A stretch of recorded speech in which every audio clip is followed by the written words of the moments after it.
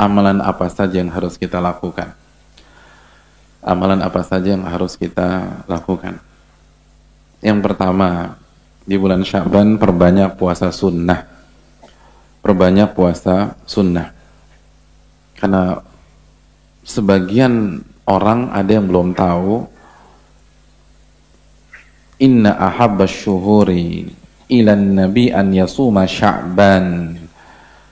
Sesungguhnya bulan yang paling disukai oleh Nabi untuk berpuasa itu Sya'ban. Hadis sahih riwayat Imam Abu Daud. Jadi sesungguhnya bulan yang paling Nabi sukai untuk berpuasa itu Sya'ban.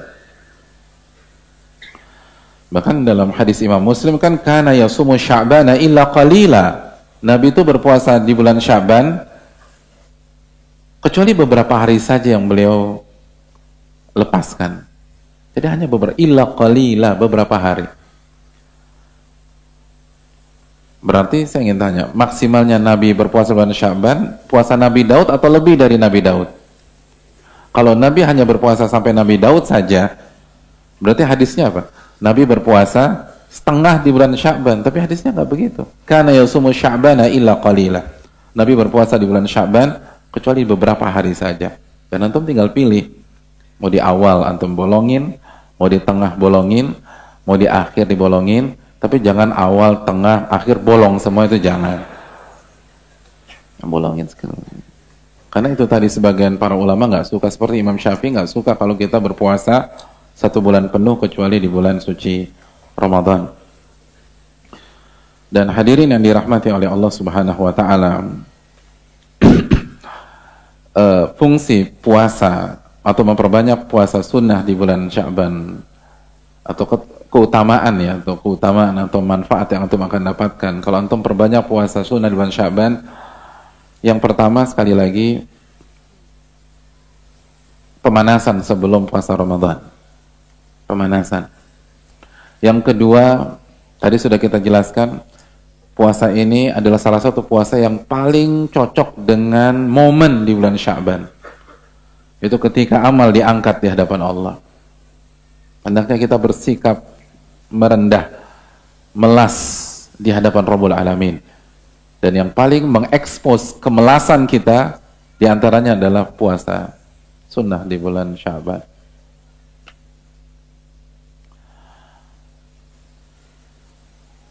Paling enggak kita diampunilah oleh Allah Subhanahu wa taala. Yang ketiga, hadirin yang dirahmati oleh Allah Subhanahu wa taala,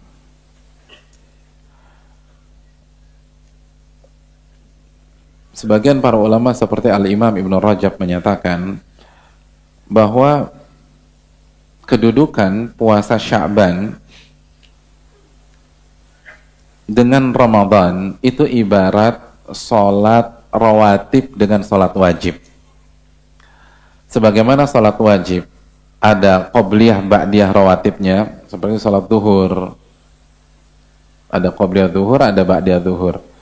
Begitu juga dengan puasa Ramadan, puasa wajib.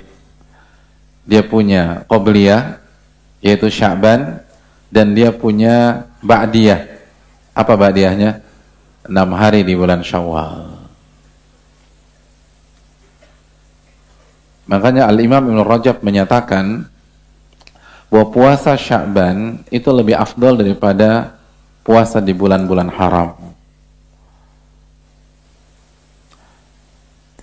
Walaupun sekali lagi ada silang pendapat dalam masalah ini. Tapi terlepas dari itu, ini puasa prestisius, hadirin.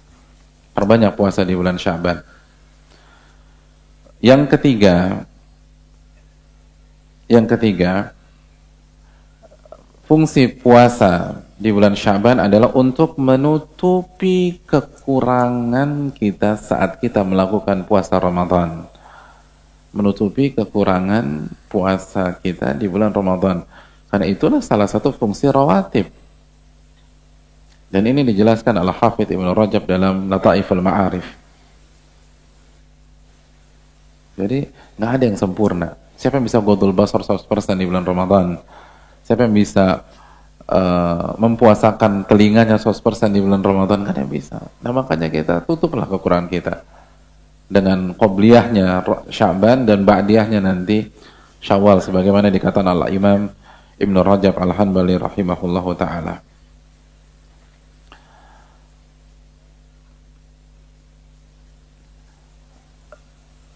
Terus keutamaan berikutnya, sekali lagi kita mendapatkan pahala menghidupkan sunnah Nabi yang hampir punah di masyarakat, yang sudah dilupakan, dilalaikan. Memperbanyak puasa bulan Sya'ban itu sunnah Nabi.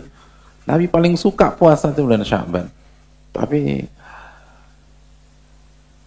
informasi ini banyak atau tidak diketahui oleh banyak di antara kita. Nah, kalau kita hidupkan, kita mendapatkan pahala menghidupkan sunnah Nabi SAW. Man sanna fil islami sunnatan hasanah falahu ajruha wa ajru man amila biha. Barang siapa yang menghidupkan sunnah Nabi yang hampir punah dari sunnah-sunnah Nabi, maka dia akan mendapatkan pahala dan pahala orang yang memfollownya, yang ngikutin dia, yang berpuasa karena terinspirasi dengan dia, tanpa mengurangi pahala orang tersebut sama sekali.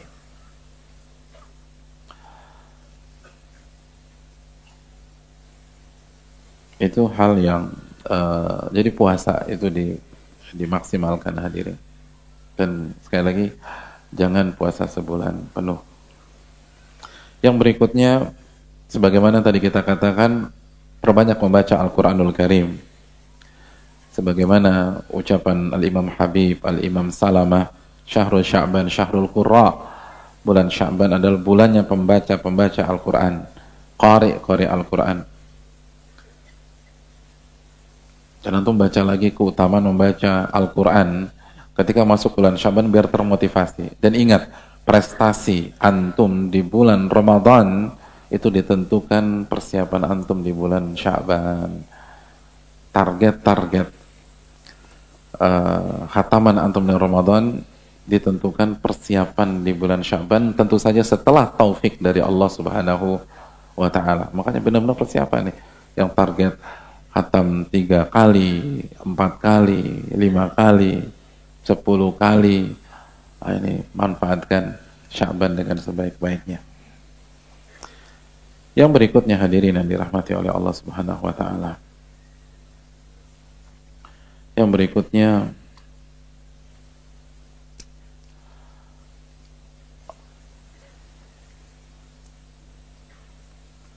yang hendaknya kita lakukan di bulan Sya'ban, hindari perselisihan,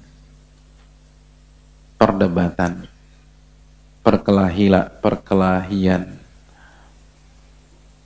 hindari hasad, dengki dengan orang. Usahakan hati kita bersih. Bulan Sya'ban adalah momentum untuk menata hati, untuk menghilangi debat kusir, marah sama orang. Begitu keceplosan, minta maaf. Apa dalilnya? Dalilnya adalah hadis tentang malam nisfu Sya'ban. Hadirin yang dirahmati oleh Allah Subhanahu wa ta'ala, ada sebuah hadis yang sahih dikeluarkan Imam Ibnu Majah dan lain-lain, dan dihasankan oleh Syekh Albani dan beberapa para ulama yang lain. Syekh Masyhur juga punya buku khusus masalah ini. Hadis itu berbunyi, innallaha la yattali fi lailati nisfi min Sya'ban.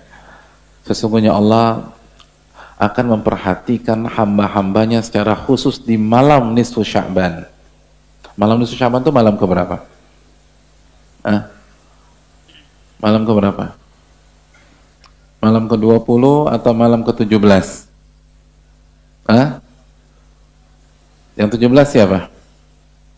Yang 20? Iya. Malam nisfu Sya'ban, malam ke-15. Malam ke-15. Nisfu itu setengah. Nisfu itu setengah. Jadi ini malam ke-15. Antum catat nih, malam ke-15 nggak boleh miss. Allah memperhatikan hamba-hambanya secara khusus di malam ke-15. Fayakfiru li jami'in nas. Allah ampuni seluruh manusia di malam itu, kecuali dua pihak yang Allah nggak ampuni, kecuali dua pihak. Yang pertama, illa li musyrikin, orang yang melakukan kesyirikan, orang musyrik. Dan yang kedua, musyahin au musyahin, au musyahin, mim shin alif ha kecil nun, musyahin. Dan di antara makna musyahin adalah orang yang terlibat permusuhan, terlibat sengketa masalah dunia, berantem sama orang, marah-marahan sama orang, hasad sama orang, itu musyahid. Itu musyahid, hadir. Itu nggak diampuni sama Allah di malam nisfu Sya'ban. Jadi usahakan clear, usahakan clear, hati kita bersihkan dari itu semua. Ustadz, kalau gencatan senjata aja boleh nggak? Lanjut lagi di malam ke-16, nggak boleh. Allah Maha tahu. Ya'lamu kha'inatal a'yun wa ma tukhfis sudur, kata Allah. Allah tahu pengkhianatan mata dan apa yang kita sembunyikan dalam hati. Kalau kita cuman trik doang, gencatan senjata cuman 2 hari, terus berantem lagi, Allah Maha tahu. Jangan.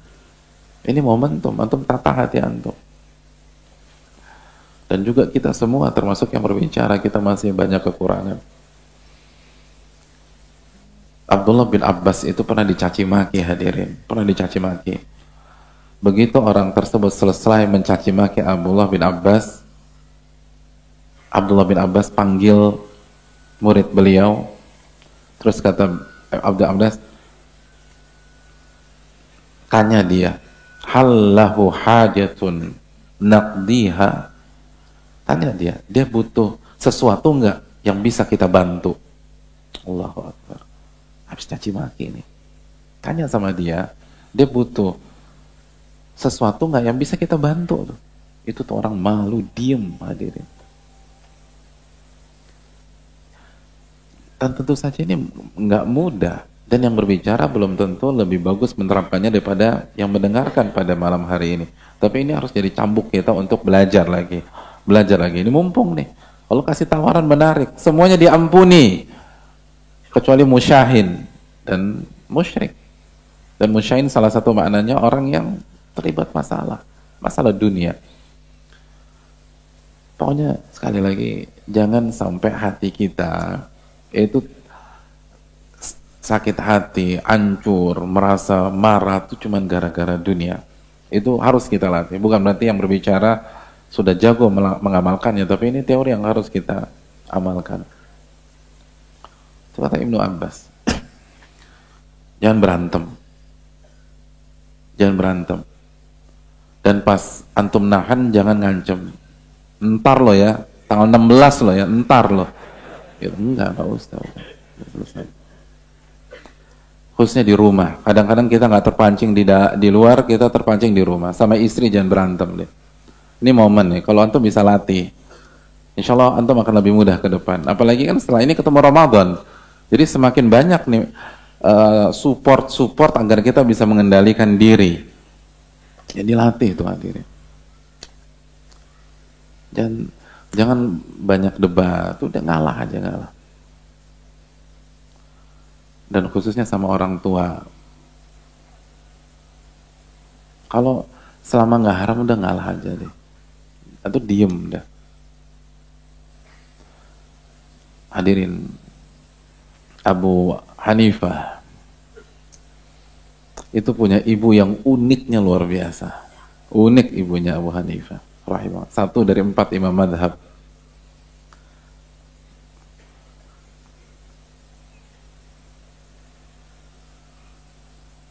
Suatu ketika Imam ibunya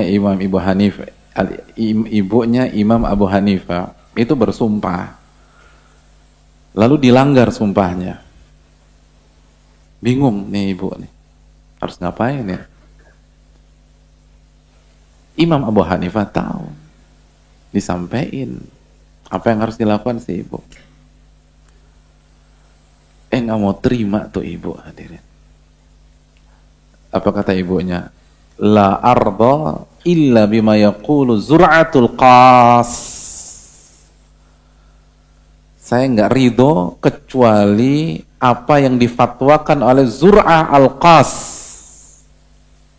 Nggak percaya sama anaknya. Anaknya imam nih, hadirin. Imam. Kita baru jadi makmum, ya Allah galak banget sama orang tua. Padahal udah gitu masbuk lagi. Udah makmum masbuk. Tapi nggak bentak-bentak. Imam nih.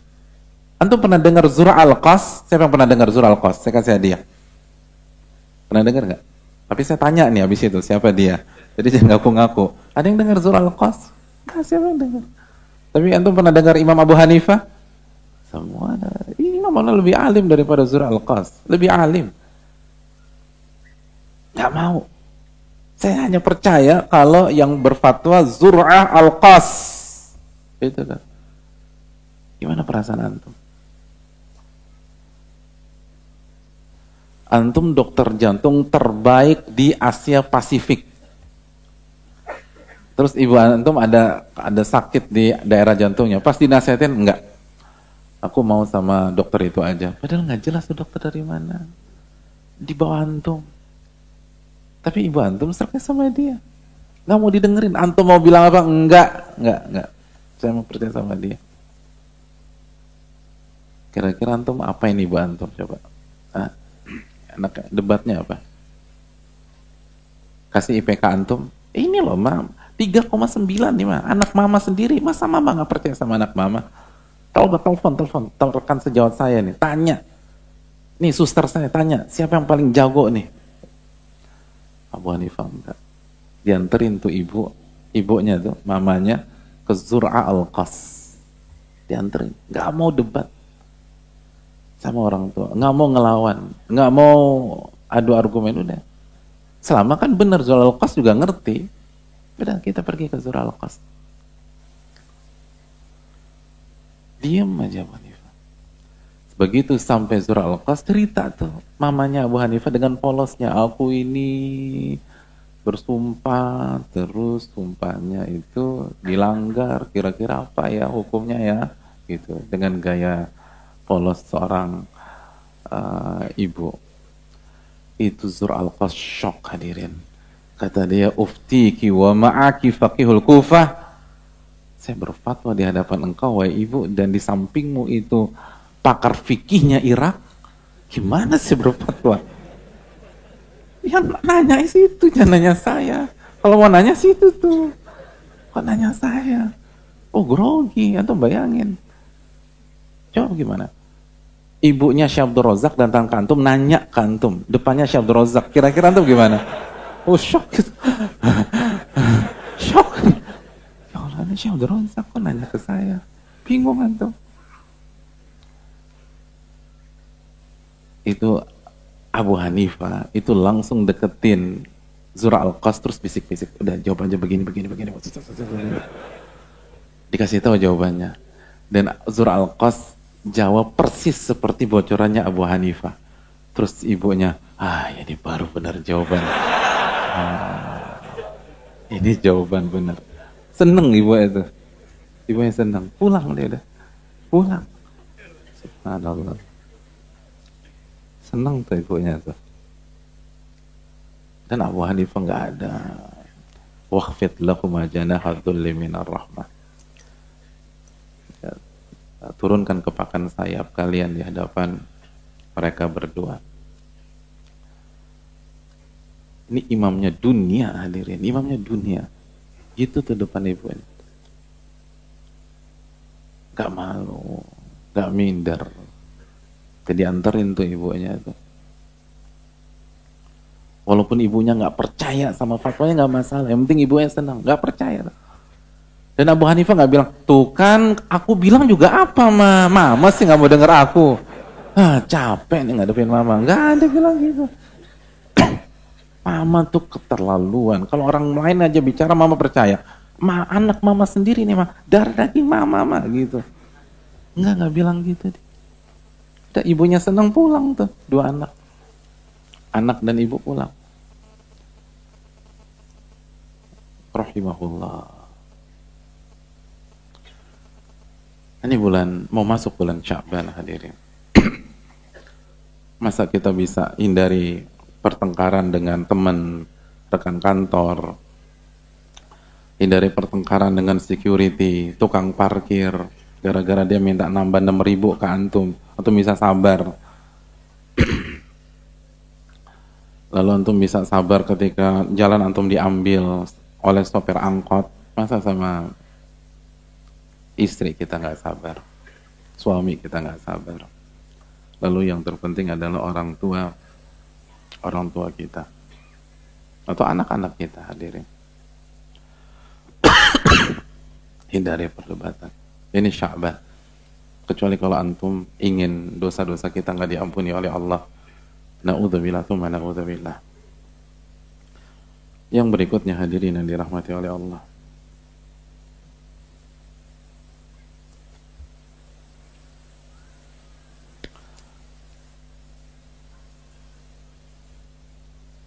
Yang berikutnya, hindari sifat membenci para sahabat Nabi SAW atau berkata negatif tentang mereka. Berkata negatif, nyinyir, menyindir sahabat-sahabat Nabi SAW. Kenapa demikian? Karena sebagian ulama seperti Al-Imam Al-Auza'i menyatakan bahwa makna musyahin diantaranya adalah membenci para sahabat radhiyallahu ta'ala anhum. Jadi kalau kita benci mereka, dosa kita nggak diampuni oleh Allah. Dan argumentasi para ulama kita kuat, seperti Imam Al-Auza'i. Sederhana aja deh. Kalau ada orang yang benci sama muslim yang biasa-biasa aja, yang benci sama antum, sama nuzul zikri, sama yang lain, yang biasa kita yang banyak dosa ini, itu bisa terkena musyahin. Lalu bagaimana orang yang membenci sosok yang bernama Abu Bakar As-Siddiq radhiyallahu ta'ala, sosok yang membenci Umar bin Khattab radhiyallahu ta'ala, yang membenci Utsman bin Affan radhiyallahu ta'ala, yang membenci Ali bin Abi Thalib radhiyallahu ta'ala, yang membenci Abu Hurairah radhiyallahu ta'ala, yang membenci Muawiyah radhiyallahu ta'ala. Ya kalau yang benci kita ini aja dia bisa nggak diampuni, ya apalagi benci sahabat. Kias aula hadirin. Jadi jaga hati kita di hadapan para sahabat dan jaga lisan. Kadang-kadang suka keceplosan nih. Dan segera istighfar dan taubat kepada Allah. Terus yang berikutnya hadirin yang dirahmati oleh Allah.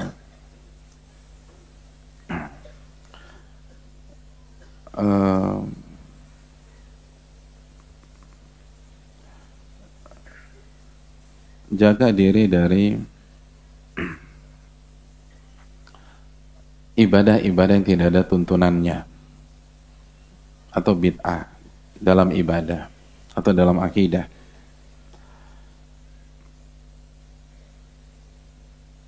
Kenapa demikian?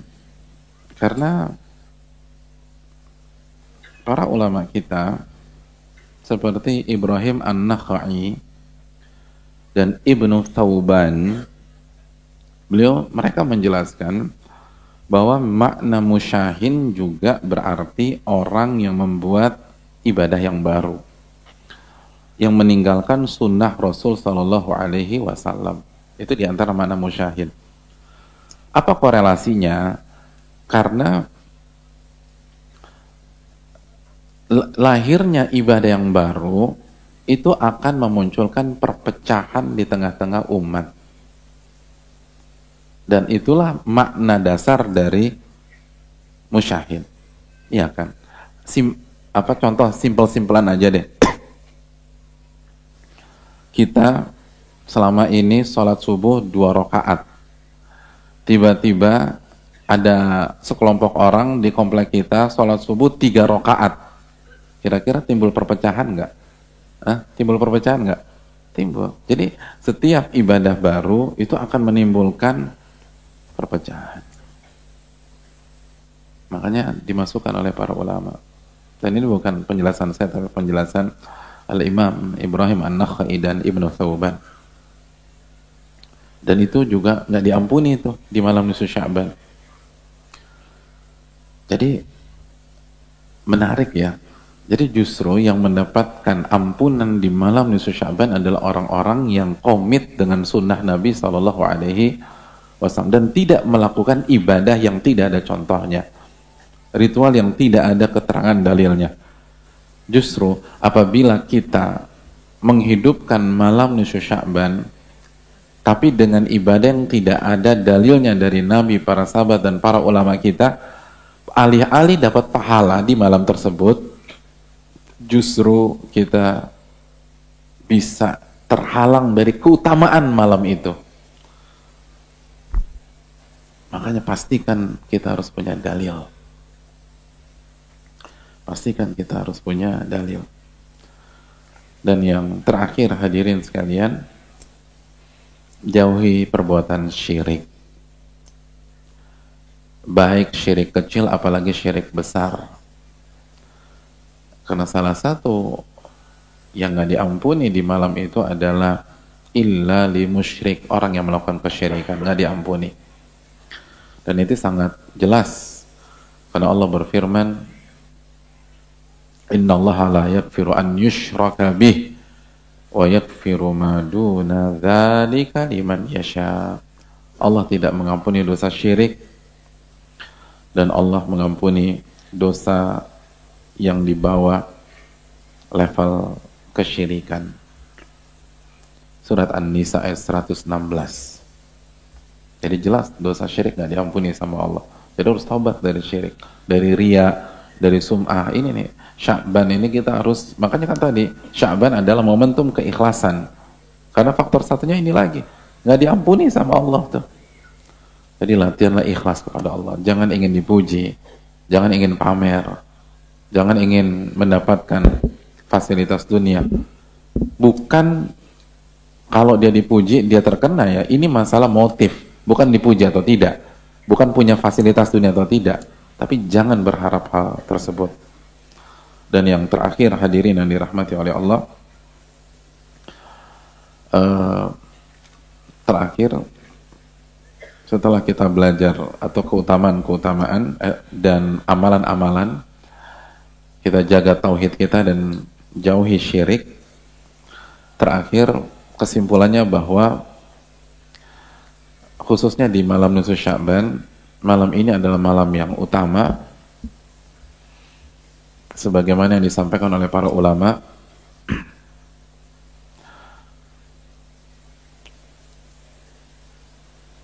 Dan isilah dengan amal ibadah, tapi tidak ada amal ibadah khusus di malam tersebut. Tidak ada salat khusus di malam tersebut. Sebagaimana dikatakan Imam Nawawi dalam Majmu' Syarah Muhadzab. Tapi antum hidupkan tuh malam. Dan ini praktek para salaf atau sebagian para salaf. Seperti tabi'in di Syam, mereka semangat ibadah di malam ini. Di antaranya siapa? Makhul, Al-Imam Makhul. Terus juga ini nasihatnya Umar bin Abdul Aziz. Dan ini juga arahannya Al-Imam Syafi'i rahimahullah. Rahimahullah ta'ala. Tapi tidak ada ritual khusus.